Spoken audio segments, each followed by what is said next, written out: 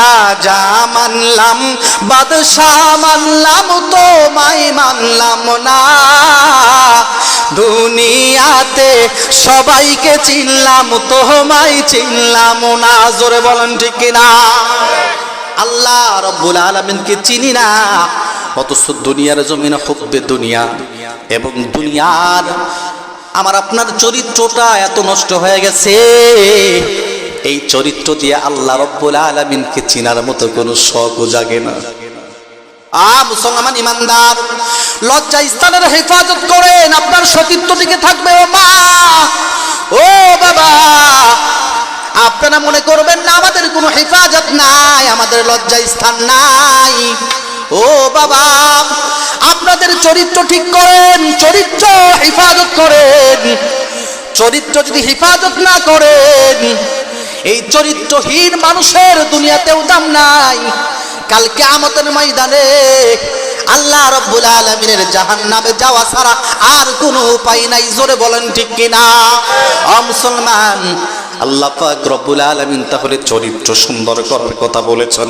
মাগো মা, আজকে দুনিয়ার জমিনে তুমিও চাও তোমার সতীত্ব টিকে রাখবে, কিন্তু কেন পারো না? এই ধরনের কিছু বলা দরকার আছে কিনা বলুন। বৃদ্ধ বাবাজিরা, নারীদেরকে সতীত্ব টিকে রাখবার জন্য সবচাইতে উৎকৃষ্ট যেই মেডিসিনের নাম, এই মেডিসিন বর্তমান আমার মা বোনেরা পালন করতে চায় না। এজন্য 999 জন আমার মহিলা মা তার সতীত্ব দুনিয়াতে হেফাজত করতে পারে না। জোরে বলেন ঠিক কিনা? ও বাবাজিরা আমার, বললে কি বিশ্বাস করবেন? বললে কি বিশ্বাস করবেন? মেডিসিনের নাম হলো, আল্লাহ রাব্বুল আলামিন বলেন, মহিলারা যদি তাদের সতীত্ব হেফাজত করতে চায়, যতগুলো গুণ থাকা দরকার তার মধ্যে অন্যতম গুণ প্রয়োজন। সেটা হলো বান্দা আল্লাহ তাআলার দেওয়া পক্ষ থেকে, আল্লাহর পক্ষ থেকে দেওয়া তোমার উপরে পর্দা করা ফরজ। এই ফরজ বিধানটা যতক্ষণ পর্যন্ত তুমি তোমার জীবনে বাস্তবায়ন করতে পারবা না, তুমি যতই মেডিসিন ব্যবহার করো না কেন, যতই তুমি স্লোগান দাও না কেন, তোমার সতীত্ব দুনিয়ার জমিনে টিকে রাখা এত সহজসাধ্য ব্যাপার না। জোরে বলেন ঠিক কিনা? আজকে যারা বেপর্দার স্লোগান দিয়ে আমার মা বোনদেরকে ঘর থেকে বাহির করে রাস্তার মধ্যে উলঙ্গ বেহাপনার মাধ্যমে চলাফেরা করায়, ও মুসলমান একটা বার বুঝে না এটার দ্বারা যে তার সতীত্ব নষ্ট হয়ে যাইতেছে। যারা সতীত্ব নষ্ট, ওই দেহটা এমন, ওই জিসমটা এমন, ওই সতীত্বহীন মহিলার মধ্য থেকে, ওই সতীত্বহীন মহিলার পেট থেকে দুনিয়ার জমিনে আল্লাহওয়ালা কোন আলেম তৈয়ার হওয়া সম্ভব না। জোরে বলেন ঠিক কিনা? ও মুসলমান বাবা, আমার মাও কিন্তু আজকে এই মাহফিলের প্যান্ডেলের মধ্যে আছে, আলহামদুলিল্লাহ বলেন। আমার মা কিন্তু বৃদ্ধা মানুষ, লাঠি বর করে ছাড়া হাঁটতে পারে না, কিন্তু মা সন্তানটাকে এত আদর করে, এত আদর করে বলে, বাবা এইদিকে যত প্রোগ্রাম হবে সব প্রোগ্রামে তুমি আমাকে নিয়ে যাইবা, আমার কষ্ট হলে আমি প্রয়োজনে মাকে নিয়ে মোটরসাইকেলে একটা যাওয়া আশা করি, মাকে রেখে আসি, তারপরে আবার নিজে বের হয়ে যাই। আলহামদুলিল্লাহ বলেন। ও মুসলমান, আজকেও তেমনটাই হয়েছে। মা বলে, বাবা আমি তোমার ওয়াজ শুনবো, আমি তোমার ওয়াজ শুনবার জন্য আল্লাহর দরবারে কতই না কেঁদেছি। শুধু তাই নয় রে বাবা, তোমার মতো একজন আলেমের মা হওয়ার জন্য তোমার বাবার ঘরে আসার পরে শুধু চেষ্টা করি নাই, আমার বাবার ঘরে আল্লাহ তাআলা যখন আমাকে বুঝ দান করেছে, তখন থেকে আল্লাহর কাছে বলেছি, আল্লাহ পর্দা ছাড়বো না, সতীত্ব নষ্ট করব না, তুমি আমার ঘরে এমন একটা সন্তান দান করবা যেই সন্তানটা হবে হাফেজ কোরআন, যেই সন্তানটা হবে আলেম, যেই সন্তানটা হবে মুফতি। এরে বাবা, শুধু তাই নয়, তোমার জন্য আমি কতটা কেঁদেছি এটা মায়ের বলার কোনো অপেক্ষা রাখে না। আজও পর্যন্ত আমার মা তাহাজ্জুদের মুসল্লায় বসে বসে আল্লাহর কাছে চোখের পানি ফেলে ফেলে কান্না করে। সুবহানাল্লাহ। ও মুসলমান, এজন্য যেখানেই যাই মায়ের দোয়া ছাড়া যাই না, যেখানেই যাই মাকে না বলে যাই না, যত দূরেই যাই মায়ের সাথে সংযোগ বিচ্ছিন্ন করি না। ও বাবা জেরারে, আমার যুবক ভাই, আজকে আমার জানা মতে অনেক যুবক ভাই তাদের জীবন ইতিহাস জানা আছে, মাকে সম্মান করতে জানো না, মাকে সম্মান করো না, বাবার কথা শোনো না। আছে কি নাই বলেন? এখানে আমি স্টিল ভাবে, রেইলি ভাবে এখানে উপস্থিত মাথায় দাঁড় করাই দিতে পারবো এমন মানুষের ব্যাপারে আমার জানা আছে যারা মা বাবার কথা শোনেন না। ও মুসলমান, এমনটা করবেন না। এ দুনিয়ার জমিনে আল্লাহ এবং আল্লাহ রসুলের পরে চার সম্মান আল্লাহ পাক রব্বুল আলামিন দুনিয়াতে সমুচ্চত করে দিয়েছেন। ওই মানুষটাই হলেন আমার আপনার জনম দুঃখিনী মা আর বাবা। বলেন সুবহানাল্লাহ। ও মুসলমান ইমানদার, বাইজিদ বুস্তামি রাহমাতুল্লাহি আলাইহির ঘটনা আপনারা শুনেছেন। এজন্য আমিও মাঝে মাঝে বয়ানের মধ্যে বলি, মায়ের দোয়া লও হে মুমিন, মায়ের দোয়া লও, মায়ের দোয়া লও হে মুমিন, মায়ের দোয়া লও। বিপদে পড়বে না তুমি যখন যেথায় যাও, বিপদে পড়বে না তুমি যখন যেথায় যাও। মায়ের দোয়া লও হে মুমিন, মায়ের দোয়া লও, মায়ের দোয়া লও হে মুমিন, মায়ের দোয়া লও। মায়ে যখন দোয়া করে চলে যায় আরশ পরে,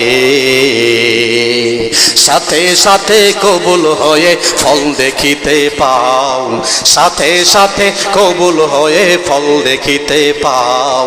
মায়ের দোয়া লও হে মুমিন, মায়ের দোয়া লও, মায়ের দোয়া লও হে মুমিন, মায়ের দোয়া লও। বিপদে পড়বে না তুমি যখন যেথায় যাও, বিপদে পড়বে না তুমি যখন যেথায় যাও। মায়ের দোয়া লও হে মুমিন, মায়ের দোয়া লও। আল্লাহু আকবার। মুসলমান ইমানদার আল্লাহর গোলাম, বলতেছিলাম 4 নাম্বার কর্মসূচি আল্লাহ পাক রব্বুল আলামিন আমাকে আপনাকে জীবনে বাস্তবায়ন করে আল্লাহর কাছে সফল মুমিন হওয়ার কথা বলছেন। 5 নাম্বার কর্মসূচি, হুজুর বলবো না, ছেড়ে দেব। আলহামদুলিল্লাহ।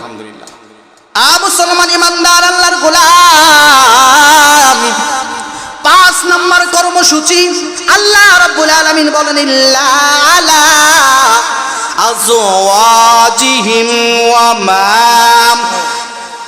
আজওয়াজিহিম আও মা মালাকাত আইমানুহুম ফাইন্নাহুম গায়রু মালুমিন।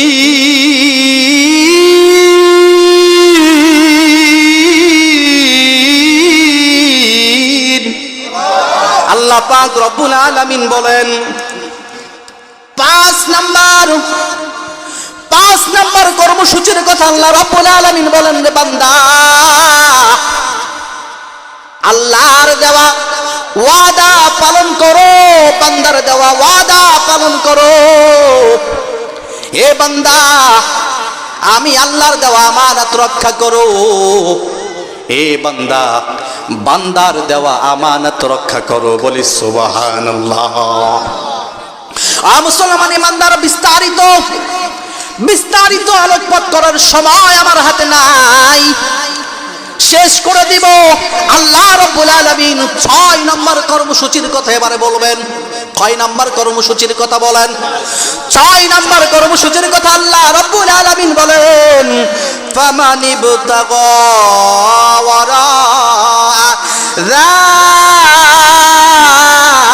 যালিকা ফাউলা হুমুল আদু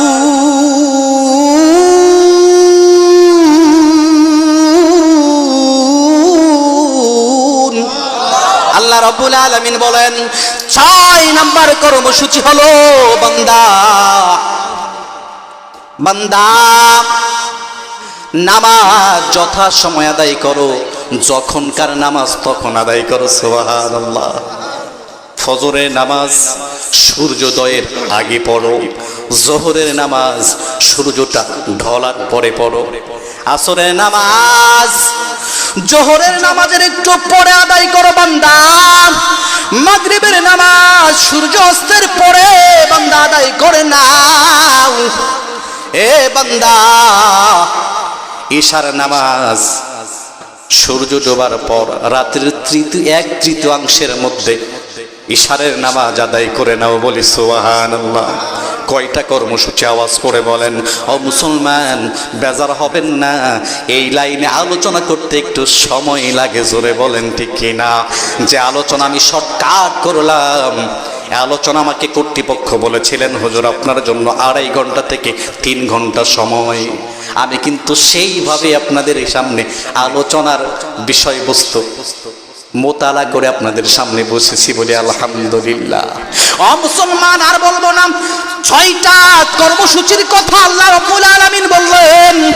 এই 6টা কর্মসূচি যার জীবনে বাস্তবায়ন করবে গো আমার আল্লাহ, তার জন্য পুরস্কার হিসাবে বলতেছেন।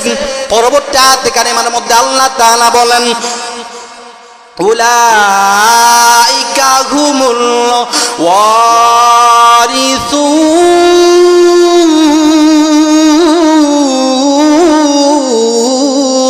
আল্লাহু আকবার। আল্লাহ রাব্বুল আলামিন বলেন তারা ওই সমস্ত লোকেরা উত্তরাধিকারী। জোরে বলেন সুবহানাল্লাহ। আল্লাহ রাব্বুল আলামিন আরো বিস্তারিত বলেন আল্লাযীনা ইয়ারিসুনাল ফিরদাউস হুম ফিহা খালিদুন।